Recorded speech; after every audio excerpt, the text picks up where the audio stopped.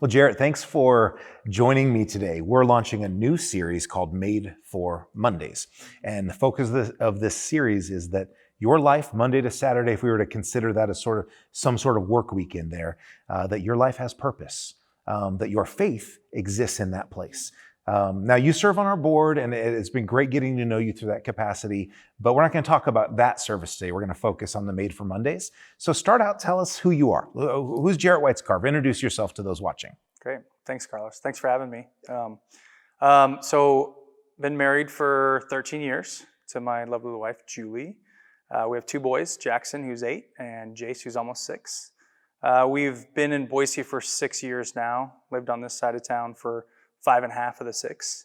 We've been coming to Eastwind for roughly 4 years total, and been on the board for almost 2 years now. So. Okay. Yeah. Thank you. Your family's great. Your boys are awesome. Julie's fantastic. But some people want to know how long you've been growing your beard. No. So just give us the number. How long you've been growing your beard?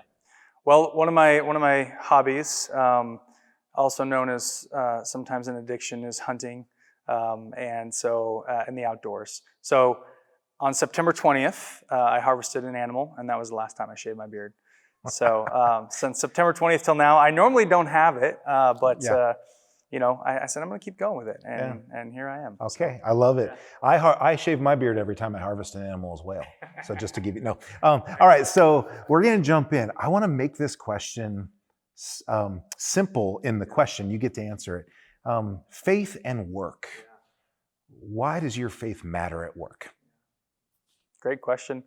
When I think back to just my professional career and my journey and where I am today, I had a great mentor. His name was Mark Hendricks. He once told me, you really got to understand your why. Like, what is your purpose for getting up and going to work every morning? And it was way before Simon Sinek was cool. And it was really a great question for me at a young age. And then I started to look into, what is my ministry? And I started in a small group with some great men in Seattle. And the name of the group was Wingman. And so who's your wingman? Who do you have flying next to you? And it was future businessmen or wanting to be future businessmen getting together on a weekly basis and just talking about, what does faith look like in work, and how do we blend those in a professional way. And it really came down to, where's our mission field? And so that's what my work is it's a type of mission field. And I get to love on men and women in the construction industry every day and encourage them in ways that they may not get, and to show them love and grace and hope in ways that they've never experienced before.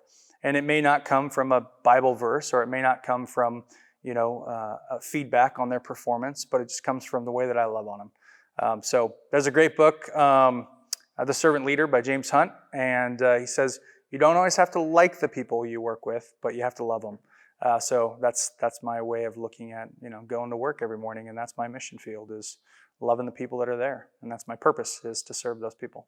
So now that's a great start to this series. I'm so glad we have your voice in it, because one of the things you highlighted was, it's not about like you go to work and you read the Bible all day, then you have prayer meetings, and then you share communion, you do all these religious experiences and practices. But you said it's about the people and how you interact with them. And yes, your life of devotion affects how you yourself go to work, but it's so practical. So let's take the person watching who goes, what's one thing I could do to remind me that my work is my mission? It's the place where God has called me to love and serve people. Can you give one, if you had this elevator pitch, 60 seconds, one thing, what would it be? Yeah. Well, I think you touched on it in your last message, and that's get in the game. And that's not to fathers or just mothers.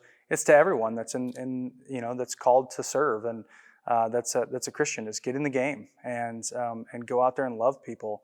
And that's the way I see it. That's the easiest way I could explain it, is to love the people around you, and show grace and show patience.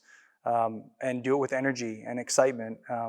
And that's where we're called to turn to God when we feel like we're not doing that. And It's difficult at times, but you surround yourself with great people and other believers and other people that are going to encourage you, and that's what helps you get through those challenging times of frustration, or when you're out there serving on that mission field. So I love it. Great start. So good to hear from you.